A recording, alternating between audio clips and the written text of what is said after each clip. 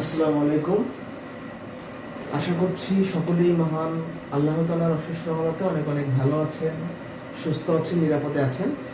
তো আজকে আমরা আমাদের যে 11 থেকে 20তম গ্রেডের লিখিত গণিত কোর্স তার ওরিয়েন্টেশন ক্লাসে উপস্থিত হয়েছি।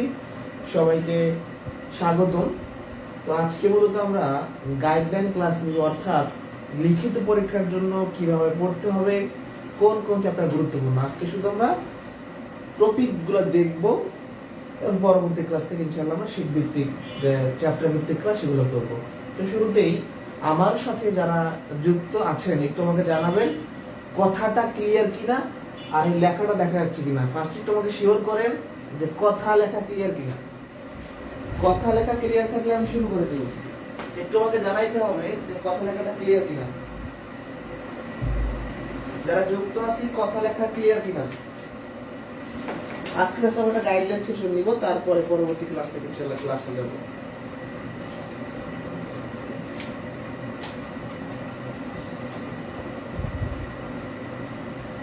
শুরু করব।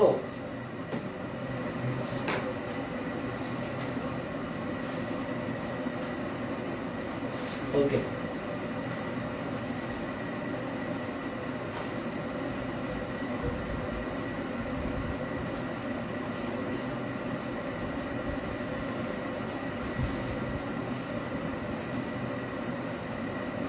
শুরু করে দিই।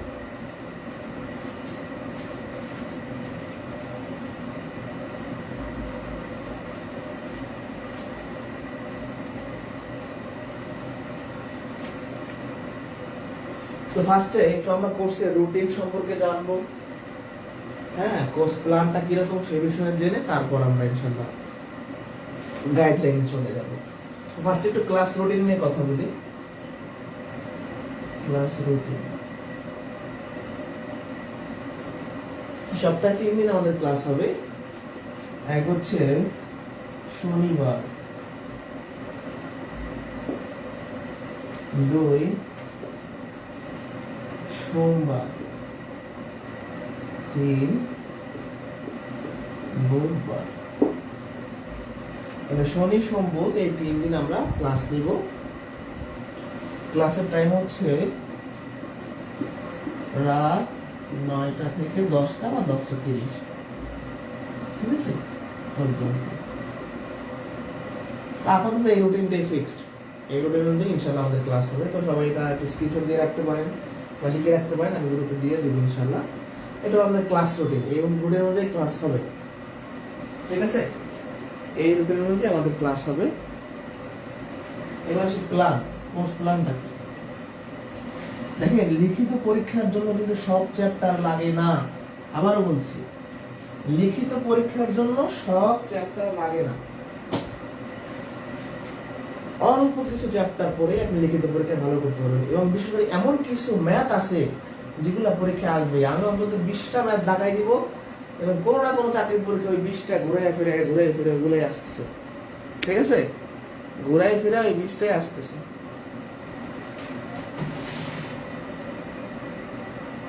তো যাই হোক, আমরা ফার্স্টে আমাদের যে কোর্সের আউটলাইন সেটা একটু বলি। আমরা 3টা ভাগ আমাদের কোর্সে। এটা হলো পাটিগণিত,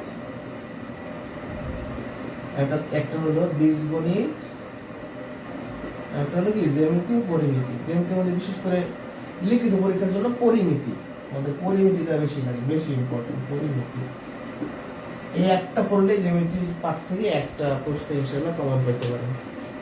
তো যাই হোক, পাটিগণিত, বীজগণিত, জ্যামিতি বেশি ক্লাস হবে পাটিগণিতের, বীজগণিতের কম, জ্যামিতির কম। এই আমাদের 3টা পার্ট করছে, পাটিগণিত, বীজগণিত, জ্যামিতি। এখন ভালো করে খেয়াল করেন, এই যে 3টা পার্ট আছে, এখন এর মধ্যে আমার চ্যাপ্টার ভাগ আছে। শুধু 11 থেকে 20তম গ্রেডের যে লিখিত পরীক্ষা হয় তার প্রশ্নগুলো যদি আমরা বিশ্লেষণ করি, বিশ্লেষণ করলে দেখতে পাবো যে স্পেসিফিক কিছু চ্যাপ্টার থেকেই প্রশ্ন হয় এবং স্পেসিফিক কিছু ম্যাথই আসে। আমরা কিন্তু সবই করব, বা তারপর আছে না যে কোনটা লিখিত পরীক্ষার জন্য আমাদের বেশি করা লাগবে। তো ফার্স্ট আমি পাটিগণিতের কথা বলি।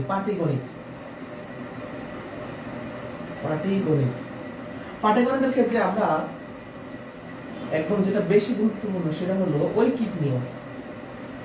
যারা লিখিত প্রস্তুতি নেবেন মাস্ট আপনাকে ঐকিক নিয়ম ভালো করে বুঝতে হবে। ঐকিক নিয়মের যে বেসিক কনসেপ্টটা এটা আপনাকে জানতে হবে। এখান থেকে প্রশ্ন হয়। এই ঐকিক নিয়মের আরেকটা অংশ আছে, সেটা হলো কাজ ও সময় এবং নল ও চৌবাচ্চা। এটা কিন্তু ঐকিক নিয়মের অংশ, চৌবাচ্চা। ঠিক আছে, এরপরে আমরা চলে যাব শতকরা, লাভ ক্ষতি, মানে সুদ কষা বলি, তারপর লাভ ক্ষতি, সুদ কষা, লাভ ক্ষতি, হচ্ছে অনুপাত বয়স, অনুপাত সমানুপাত ও বয়স।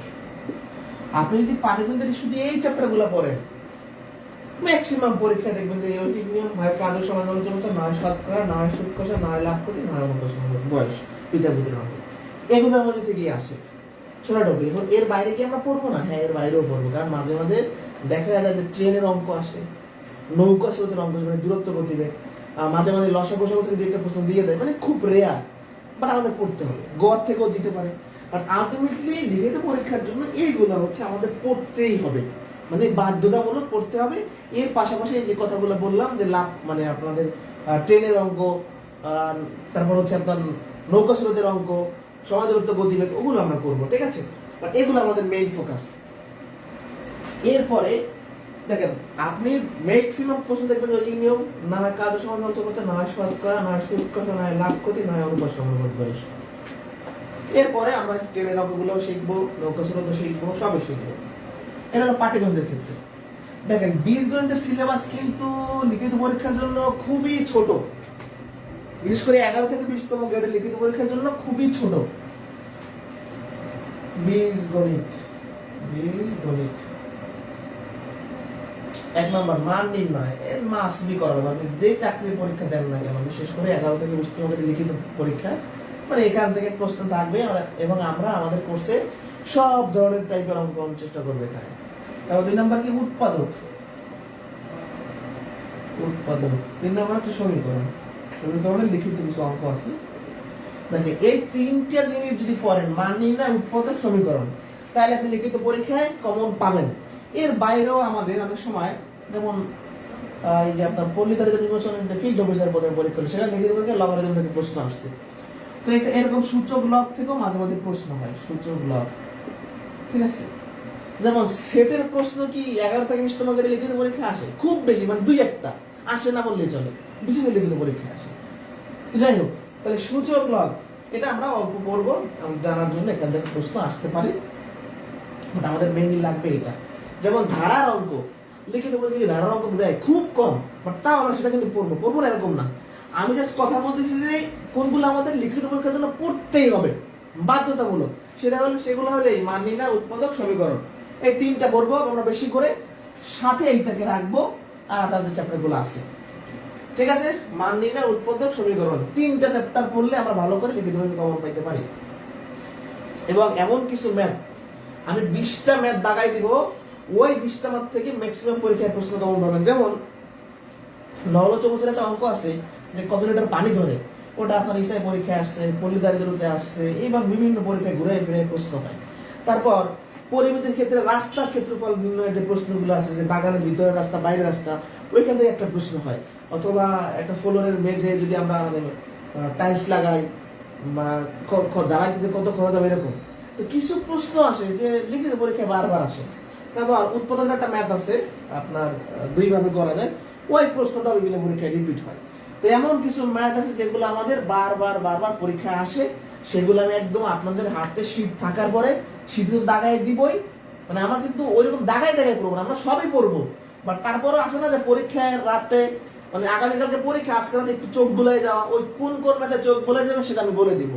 আবারও বলছি, লিখিত পরীক্ষার জন্য খুব সিলেবাস খুবই ছোট, যদি আপনি গোছাই নিতে পারেন, কারণ আপনি সব মনে রাখতে পারবেন না। যেমন বীজগণিতের 3 চ্যাপ্টারের পরীক্ষা তাকে দেখে যাবেন, ভালো করতে পারবেন, ঠিক আছে?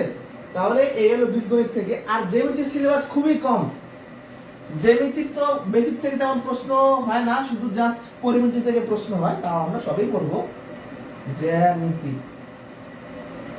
জ্যামিতির কি কি টপিক আছে? রেখাগুণ, ত্রিভুজ, চতুর্ভুজ, পরিমিতি, ঘনজ্যামিতি। বাট আমাদের শুধুমাত্র এইটুকুতে আমরা বেশি পড়বো, সেটা হলো চতুর্ভুজ আর পরিমিতি। এই চতুর্ভুজেরই কিন্তু একটা পার্ট পরিমিতি, ঠিক আছে? এই পরিমিতির মধ্যে কি কি থাকে আসলে? ওই যে বললাম ক্ষেত্রফল সংক্রান্ত যে ব্যাপারগুলো আছে, ক্ষেত্রফল সংক্রান্ত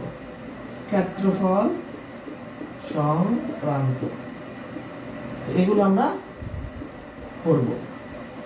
তাহলে জাস্ট জ্যামিতি থেকে আমরা পরিমিতিটা যদি ভালো করে করি, এটা সাথে সাথে রাখতে পারি, এটা বললেই মনে হবে, ঠিক আছে? তাহলে এই বিষয়গুলো আমরা পড়বো। এবার আছে লেকচার শিটের কথা। আমি যে কথাগুলো বলছি এগুলো কিন্তু লেকচার শিটে আপনার এখানে লিখে দিচ্ছি, দেখেন ভালো করে হয়ে গেল। এটা ভালো করে পড়বেন। 11 থেকে 20তম গ্রেডের জবের লিখিত পরীক্ষা গণিত অংশ যে যে অধ্যায় থেকে প্রশ্ন সেটা অ্যানালাইসিসটা পড়বেন।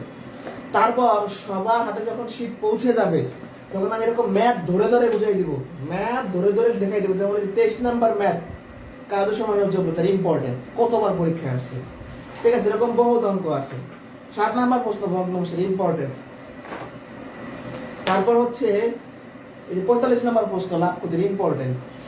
এগুলো কিন্তু পরে, বাট আমরা আগে বলে দিব যাতে পরীক্ষা যদি সামনে থাকে আপনারা পরীক্ষার আগে দেখে যাবেন, এবং আমাদের এই ম্যাথগুলোর প্রতি আলাদা ফোকাস থাকবে, ঠিক আছে? বলো না আলাদা নজর থাকবে আমাদের। এই যে 100 নাম্বার ম্যাথ লাভ মান নির্ণয়, যদি এই শীটটা আমার আগের ব্যাচে আপনাদের একটু আপডেট করছি কিছুটা, তো এই 100 নাম্বার ম্যাথটা এখানে দেখা যাচ্ছে আমি জানি না, x = √3 + √2 হলে x³ + 1/x³, এটা পিলিতে আসে লিখিত পরীক্ষায় কতবার যে আসছে এখানে দেখেন ভালো করে দেখানো আছে, এর কোনো হিসাব নাই, ঠিক আছে? এরকম কিছু ম্যাথ আছে যা আমাদের পড়ে যেতে হবে পরীক্ষার আগে, তাইলে আমরা কমন পাবো। তারপর একটু যদি প্রশ্ন কঠিন হয়, এই যে 109 নাম্বার ম্যাথটা কি বলছে, x³ আপনাদের সেটা একটু বেশি কম থাকতে পারে, কারণ আপনাদের সেটা আরো একটা আপডেট করছি এর থেকেও, যদিও কালার সবই সেম। এই যে x³ + 1/x³ = 18√3 হলে প্রমাণ করো যে x = √3 + √2। এটা একটু কঠিন ম্যাথ, বাট এটা পরীক্ষার জন্য বেশি ইম্পর্টেন্ট, এটা আমরা করাবো। তারপরে উৎপাদকের যে ম্যাথটার কথা বলছি, উৎপাদকের আমার সেটা 34 number, x³ + 6x² y + 11xy² + 6y³। এই 4-5 দিন আগে একটা পরীক্ষা এটা আসছে, এই 4-5 দিন আগে কি পরীক্ষা হলো, এটা হুবহু আসছে একদম 34 নাম্বারটা। তো এটা এসআই পরীক্ষা আসছে, খাদ্য অধিদপ্তরের পরীক্ষা আছে, স্বরাষ্ট্র মন্ত্রণালয়, বাংলাদেশ পুলিশ, হিসাব মহানিয়ন্ত্রকের কার্যালয়, বিভিন্ন পরীক্ষায় মানে আসতেই থাকে, ঠিক আছে? তারপরে বীজগণিত থেকে আমাদের যা যা লাগবে তো বলেই দিব। তারপরে রাস্তার ক্ষেত্রফলের যে ব্যাপারটা, এগুলো অনেক আসে পরীক্ষায়। পুকুরের পাড়ের ক্ষেত্রফল বের করা, বড় বড় যে ম্যাথ আছে, অথবা ঘাস লাগাতে মোট কত টাকা খরচ হবে, তো এই শীটে আপনাদের মনে করেন একটা ছোট শীট, এখানে অনেক প্রশ্ন দেওয়া আছে, ঠিক আছে? তারপর এর বাইরে টুকটাক বোর্ড বই থেকেও আমি ম্যাথ দেখাবো। এখন ভালো করে খেয়াল করেন, আমাদের আজকে তো এটা এখানে তো আজকে কিছু পড়াবো না, জাস্ট আমাদের এই কাজগুলো করতে হবে সেটা বললাম। আর আপনারা যেহেতু লিখিত ব্যাচের স্টুডেন্ট, আপনাদের তো একটা সুযোগ দেওয়া উচিত, কারণ লিখিত ব্যাচে আসলে পিলির মতো অত ক্লাস নেওয়া যায় না, সোজা কথা। হ্যাঁ, লিখিত যত ক্লাস নিয়ে পারা যায় না, কারণ লিখিত ব্যাচে আমাদের ফোকাস থাকবে স্পেসিফিক কিছু চ্যাপ্টারের উপরে। এখন এই জন্য আপনাদের জন্য একটা সুযোগ বলতে পারেন, যারা লিখিত ব্যাচে শুধুমাত্র লিখিত ব্যাচের স্টুডেন্ট, তারা আমাদের আগের পিলি ব্যাচের একটা রেকর্ড ব্যাচ আপনাদের আমি অ্যাড করে দিব। কেন অ্যাড করে দিব? ধরেন কেউ যদি এরকম দুর্বল থাকে যে সে লসাগু গসাগু করতে পারে না, সাপোজ, তার তো জানা লাগবে, তাহলে সে লিখিত প্রশ্ন নিয়ে কি করবে? ধরেন ম্যাথ করতেছে, এখন তার মনে করেন যে এরকম আছে,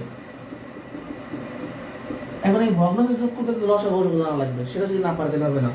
লসাগু গসাগু, ভগ্নাংশ, দশমিকের গুণ ভাগ যোগ বিয়োগ, এই সমস্ত ব্যাপার একটু ক্লিয়ার হওয়ার জন্য 750 টাকা মূল্যের একটা কোর্স আপনাদের আমি মানে ওইখানে অ্যাড করে দিব। ক্লাস শেষ হলে আপনারা আমাকে নক করে রাখবেন, আমি রাতে ফ্রি হয়ে ওই নাম্বারটা দেখতে পাচ্ছেন, ওই নাম্বারে হোয়াটসঅ্যাপ একটা নক দিবেন।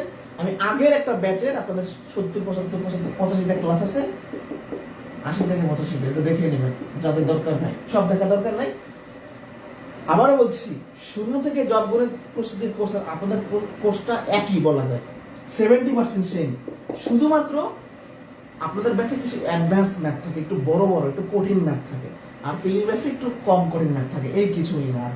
এই 70% সেম, আপনাকে আমি যে ব্যাচে দিচ্ছি এই ব্যাচের সাথে 70% সেম। বাট এর মানে কিন্তু এই না যেখানে ক্লাস নিব, এখানে কিন্তু ক্লাস নিব, এটা শুধু আপনাদের সুবিধার জন্য, যাতে আপনারা আর একটু ভালো করতে পারেন। তাহলে ক্লাস শেষে একটু আমাকে নক করে রাখবেন, আমি রাতে ফ্রি হয়ে, আবার শুধু নক করলেই হয় না, মানে নক করার মধ্যে কিন্তু স্মার্টনেস আছে। ধরেন আমি কালকে একটা ব্যাচে ক্লাস নিচ্ছিলাম, তো বললাম যে আপনাদের যদি কারো কোর্স শেষ হওয়া দরকার হয় তাহলে আমাকে নক করবে। তো অনেকে বলছে অ্যাড মি। এখন সে কি আমার পেইড ব্যাচের শিক্ষার্থী নাকি পেজ থেকে হোয়াটসঅ্যাপ নাম্বার নিয়ে মেসেজ আমি জানি? আমার একজন বলছে যে আসসালামু আলাইকুম ভাই, আমি অমুক ব্যাচের শিক্ষার্থী, আমাকে ওই ব্যাচের ক্লাসগুলো দিলে ভালো হয়। তাহলে তার কথা আর এই কথা মধ্যে ডিফারেন্স দেখছেন? মানে এটা হলো স্মার্টনেস। অর্থাৎ আমি যদি একজনকে বুঝাইতে না পারি, আবার আরেকটু ভুল করে, স্যার আমাকে ওই ব্যাচে অ্যাড করেন, এটা লিখলো, আমি লিঙ্কটাও তাকে দিলাম, তারপর হাওয়া নাই, তারপর 4-5 দিন পর বলে আপনি তোকে অ্যাড করেন নাই। কারণ আপনি যদি রিকোয়েস্ট দিয়ে আমাকে না বলেন যে ভাই আমার আইডি নামটা হচ্ছে এরকম অমুক XYZ, তা আপনি যদি আইডি নাম আমাকে না বলেন আমি কি আপনাকে অ্যাড করতে পারবো? পারবো না। এরকম বহু আছে ভাই, এই 5 বছর ধরে পড়াচ্ছি, জীবনে কি কি সম্মুখীন হয়েছি বললে শেষ করা যাবে না। তো যাই হোক, ওটা একটু পরে নেবেন। আর আজকে আমাদের ওরিয়েন্টেশন ক্লাসে জাস্ট আমরা এই টপিকগুলোর নাম বললাম। এখন মেইন কথা হলো যে আমাদের এই ব্যাচে আরো কিছু শিক্ষার্থী দরকার, কারণ এর 12-14 জন স্টুডেন্ট নিয়ে কিন্তু একটা ব্যাচ চালানো যায় না। মজার ব্যাপারটা বলি আপনাদের কোর্স ফি 650 টাকা, আর আগের ব্যাচে মানে 0 থেকে সব পর্যন্ত 750 টাকা। একই সাথে কিন্তু দুইটা ব্যাচ লঞ্চ করছে, একই সাথে একই দিনে। এর স্টুডেন্ট 70-এর মতো, আর স্টুডেন্ট কত দেখছেন? একই হতে চালু করছি, এটা টাকা বেশি, এটা লিখিত কোর্স, নাম লিখিত কোর্স, তাই অনেকে ভয় ভর্তি হয় না, আর এখানে মানে কঠিন ম্যাথ কেমন হবে না হবে। তো আমাদের আরো কিছু স্টুডেন্ট দরকার, নাহলে এরকম করে তার ব্যাচ চালানো যায় না। আমাদের আরো কিছু স্টুডেন্ট হবে, আমি একটু ব্যস্ত ছিলাম, ক্যাম্পেইন করতে পারি নাই। তো এই জন্য আমাদের ক্লাসটা যেহেতু এই মাস শেষের দিকে, আমরা আগামী মাসে 3 থেকে 5 তারিখের মধ্যে শুরু করবো, ঠিক আছে? কারণ এই এত কম স্টুডেন্ট নিয়ে কিন্তু শুরু করলে আমি কিন্তু করতে পারি, কোনো সমস্যা হয়, কিন্তু আমাকে তো ব্যাচটা চালাইতে হবে, স্টুডেন্ট তো দরকার আছে আমার, নাহলে আমি ক্লাসে এসে যদি স্টুডেন্ট না পাই তাহলে তো সমস্যা। এবং নির্দ্বিধায় আমাকে ভরসা করতে পারেন, আমি ইনশাল্লাহ চেষ্টা করবো সর্বোচ্চটা দিয়ে যে আপনাদের এই কোর্সটা ভালো করে উঠানোর জন্য। এবং বিশেষ করে আমাদের টার্গেটটা কি থাকে? পরীক্ষায় ভালো করা। আমাদের টার্গেটটা কি? পরীক্ষায় ভালো করা। তাহলে আজকে আর কিছু পড়াচ্ছি না, জাস্ট আমরা একটু ছোট করে দেখলাম যে কোন টপিকগুলো পড়তে হবে, আর কষ্ট করে ওই ব্যাচটা অ্যাড হয়ে যাবেন আপনাদের বেসিক ক্লিয়ারের জন্য। এখানে কিন্তু লাইভ ক্লাস হবে এই ব্যাচে, ওটা আপনার বেসিকের জন্য আলাদা সুযোগ দিচ্ছে, আর কিছু। তো এটা আমাদের শুরু হচ্ছে সামনের মাসে 3 থেকে 5 তারিখের মধ্যে। আমি ঘোষণা দিয়ে দিব যে কয় তারিখ থেকে আমাদের মেইন ক্লাস শুরু হবে। আর এর মধ্যে আপনাদের কিছু কাজ আছে, সেই কাজটা হলো আমার যে ব্যাচটা আমি অ্যাড করে দিব সেখান থেকে লসাগু গসাগু একটু লিখে দিই, লসাগু গসাগু, যোগ বিয়োগ, ভগ্নাংশের যোগ বিয়োগ গুণভাগ, ঠিক আছে? তারপর দশমিকের যোগ বিয়োগ গুণভাগ, এই সব একটু ওই ব্যাচ থেকে দেখে নেবেন। তাহলে কি হবে বলেন তো? আপনাদের ক্যালকুলেশন বুঝতে অসুবিধা হবে না, কারণ রিটার্ন ম্যাথ তো অনেক বড় বড় হয়, একটা ম্যাথে 2-3 পেজও লাগে অনেক সময়। তো ওই রিটার্ন ম্যাথে গিয়ে কি আমার এখন যোগ বিয়োগ বোঝানোর সুযোগ থাকে না, যার কারণে আপনারা একটু ওই যে ব্যাচ অ্যাড করে দেবো, এই 3-4 দিনের মধ্যে আপনারা একটু কষ্ট করে এগুলো দেখে নেবেন। ওখানে সিরিয়াল করা আছে, জাস্ট আপনি ঢুকে দেখলেই হবে, ঠিক আছে? একটু দেখে নেবেন কষ্ট করে। আজকে আর কথা না বাড়াই, আপনাদের যদি কোনো মতামত থাকে আমাকে কমেন্টে বলতে পারেন। আপনাদের যদি কারো মতামত থাকে আমাকে বলতে পারেন, তাহলে ইনশাল্লাহ আগামী মাসের 3 থেকে 5 তারিখের মধ্যে, মানে আর 5-7 দিনের মধ্যে আমাদের কোর্সটা শুরু হচ্ছে। এবং ওখান থেকে আমরা ইনশাল্লাহ রুটিন অনুযায়ী প্রথমে আমরা শুরু করবো ঐকিক নিয়ম দিয়া, ঠিক আছে?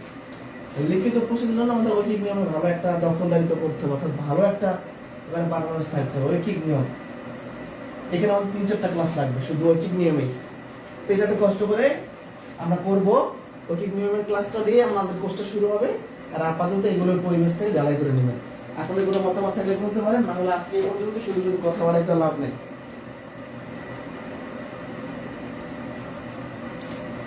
আমি আবারও বলছি, আমরা বেসিক সবাই করব এবং কিছু সাজেশন টাইপের কথা বলবো যে এটা বেশি করবেন না কম করবেন, আমাদের দরকার আছে। কারণ আপনি পরীক্ষা হলে কি পারবেন কিনা সেটা হলো মেইন কথা। আপনি যদি 20টা ম্যাথের উপর একটা নজর থাকে আপনার, যে হ্যাঁ ওই ম্যাথগুলো পরীক্ষা বেশি আসে, ওটা দেখবেন যে পরীক্ষা হলে গেলে পারবেন। কারণ আপনি ম্যাথ খুব ভালো পারেন, কিন্তু অন্য একটা ম্যাথ পরীক্ষা হলে দেখবেন আপনি পারবেন, কিন্তু সময়ে পারবেন না। ওই সময়ের মধ্যে আপনি মাথায় আনবেন, সেট আপ দিবেন, লিখবেন, এতে আপনার দেখবেন যে পরীক্ষার টাইম চলে গেছে। মানে এই কথাটার মূল কথাটা হলো এরকম যে শুধু ম্যাথ পারলেই হয় না, আগে দেখতে প্র্যাকটিস থাকতে হয়, ওই ম্যাথটাকে আগে দেখা লাগে, জানা লাগে, তারপর পরীক্ষা হলে যাইতে হয়, ঠিক আছে? তাহলে আজকে পর্যন্তই, কথা বাড়াবো না। আপনার যদি কোনো কথা থাকে আমাকে বলতে পারেন, আর না হলে আমরা ইনশাল্লাহ শেষ করি, যেহেতু এখানে এক্সট্রা কথা না বাড়াই, পড়লে পড়াশোনা করলে কাজে দিবে।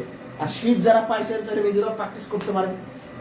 আবারও বলছি, ওই ব্যাচটা অ্যাড হওয়ার জন্য এই নাম্বার হোয়াটসঅ্যাপে নক করবেন, অ্যাড করে দিব। তাহলে ইনশাআল্লাহ আমরা শুরু করতেছি সামনে। প্রথম ক্লাস হবে ঐকিক নিয়মের, ঐকিক নিয়ম, কাজ ও সমান নবচ বাচ্চা পাটিগণিতে 2-3টে চ্যাপ্টার করাইয়া তারপর আমরা বীজগণিতের মাননীয়টা করে ফেলবো, উৎপাদকটা করে ফেলবো। তাতে করে কি হবে, সামনে যদি আমাদের কোনো পরীক্ষা থাকে, যেমন বীজগণিতের উৎপাদক মাননীয় পড়াইলে তো সিলেবাস শেষ লিখিত পরীক্ষার জন্য। তো আমরা যদি ওই দুইটা করাইতে পারি তাহলে সামনে পরীক্ষা হলে আমাদের জন্য উপকার হবে। এই জন্য আমরা বড় বড় চ্যাপ্টারগুলো আগে করে ফেলবো, তারপর ছোট ছোট চ্যাপ্টারগুলো করে ফেলবো। ঠিক আছে, সবাই ভালো থাকেন। কোনো কোশ্চেন থাকলে বলতে পারেন। আমাদের ক্লাসকে এই পর্যন্তই। ঠিক আছে, তাহলে আমি ক্লাসের ঘোষণা সবকিছু দিয়ে দিব, আর ওই বস্তু থেকে এই বেসিকগুলো ক্লিয়ার করে ফেলবেন। আল্লাহ হাফেজ।